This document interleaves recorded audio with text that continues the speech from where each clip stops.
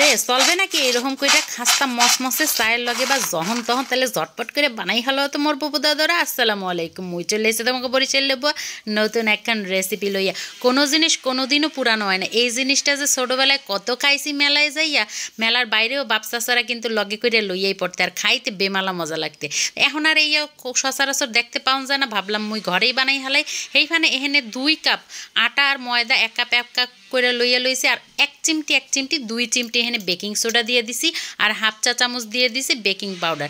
Hair পর 3 চা চামচের মতো তেল দিয়ে দিলাম, আর পরিমাণ মতো নুন তো দিতেই হইবে। হেয়ার পর এই ময়দাটারে খুব সুন্দর করে তেলের লগে মিশাই হেলাইতে হইবে। মোর বুবু দাদুরা, তোমরা যদি চাও তোমাকে কমেন্টগুলো মুই পড়ি, তাহলে ঝটপট করে কমেন্ট করে লাও। আর গত ভিডিওতে মোরে যারা কমেন্ট করছে হেরা হইল গিয়া সুরাইয়া খান, হাফসিনা আফসার, নুরুন্নাহার, সুরাইয়া খান, আফরিনা আক্তার হগুলির অসংখ্য ধন্যবাদ মোরে কমেন্ট করে ইন্সপায়ার করার জন্য। যাই হোক, হেয়ার পর হেডার খুব সুন্দর করে অল্প অল্প পানি দিয়ে একটা ডো বানাই লইছি, যেই আপনারা দেখতেই পাইছেন। আর এই ডোটা কিন্তু বেশি সফটও হইবে না, আবার বেশি শক্তও হইবে না। যাই হোক, এটারে 2-4 মিনিট রেস্টে রাখছি, মানে বেশিক্ষণ রেস্টে রাখি না, 2-4 মিনিট। সেখান থেকে মুই 5টা-6টা লেচি কাটতে লইছি। তারপর সেখান থেকে এইরকম লম্বা করে লেচি কাটতে লইতে হইবে, মানে লম্বা রশির মতো বানাই লইতে হইবে। একদম বেশি মোটাও না, আবার একদম চিকনও না, মিডিয়াম সাইজের, মানে মিডিয়াম সাইজের একটা রশি বানাই লইতে হইবে। আর সেখান থেকে একদম ছোট ছোট করে একটা চাকু দিয়ে কেটে নিতে হইবে, ঠিক যেই রকম করে মুই দেখাই দিতে আসি বা আপনারা দেখতে পাইতে আসেন এইরকম করে কাটতে লইতে হইবে। আর এগুলা কিন্তু তেলে ভাজার পর অনেক ফুলে যাবে, এজন্য ছোট ছোট করে কেটে লইতে হইবে।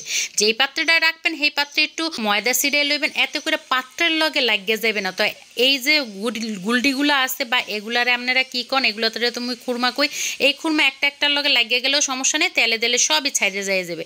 যাই হোক, এই খুরমাগুলো কিন্তু একেবারে তেলটা যখন একদম হালকা গরম থাকবে সেই সময় দিয়ে দিতে হইবে। আর সেইটা আস্তে আস্তে ফুল্লা ফাইপা টই টুম্বুর হইয়া বড় টুম্বা হইয়া যাইবে। আর একটু সময় নিয়ে আস্তে ধীরে ভাজতে হইবে, কারণ বেশি দ্রুত ভাজতে ফেললে কি হইবে, উপরে রং তো চলে যাবে, বাট ভিতরে কিন্তু মচমচ বা খাস্তা যে বিষয়টা আছে হেইয়া কিন্তু মোটেও হইবে না। যাই হোক, খুবই অল্প আছে, একদম মানে মিডিয়ামের চেয়েও একদম অল্প আছে। মুই সময় নিয়ে এগুলো সবগুলো ভাজতে লইছি। আর পরবর্তী ব্যাচ ভাজার আগে অবশ্যই তেলটারে কিন্তু ঠান্ডা করে লইতে হবে।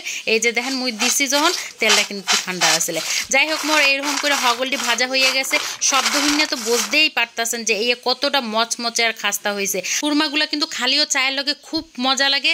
আর যারা চিনির লগে খাইতে চান না হেরা খালি খাইতে পারবেন, আর যারা চিনির লগে পছন্দ করেন হেরা এইরকম করে চিনির শিরা বানাই লইবেন। মুই এখানে 1/4 কাপ করে 2 বার, মানে হাফ কাপ চিনি দিছে, হাফ কাপ পানি দিছে। এটারে 2-4 মিনিট সুন্দর মতো ফুটাই লইছে। তারপরে খুরমাগুলারে দিয়া সুন্দর মতো নাড়তে চাড়তে যখনই শিরাটা ঘন হয়ে যাবে, চুলাটা বন্ধ করে অনবরত নাড়তে চাড়তে হইবে, তখনই কিন্তু এইরকম হইয়া যাইবে, একেবারে রেডি এই খুরমাটা। আর এই খুরমাটা যে ভিতরে একদম রস ঢুকে গেছে, বাট একদম মুচমুচে খাস্তা রয়েছে, আর দেখতে পেতেছেন ভিতরটা কত সুন্দর হয়েছে। মোর বুবু দাদারা, তোমাকে যদি রেসিপিটা ভালো লাগে লাইক কমেন্ট শেয়ার দিতে ভুলবা না। কোথাও ভালো লাগলে একটা শেয়ার তো অবশ্যই করবা। সবাই ভালো থাকবে, ধন্যবাদ।